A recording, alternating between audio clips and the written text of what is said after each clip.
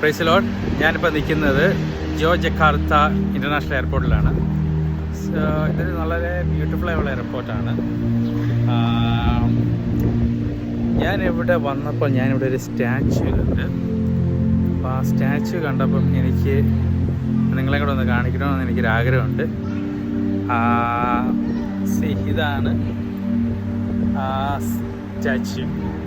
ആ സ്റ്റാച്യുവിനകത്തെ ഒരു മനുഷ്യൻ എന്തൊക്കെയോ ചിന്തിച്ചുകൊണ്ടിരിക്കുകയാണ്, വളരെ വിഷാദനായിട്ട്.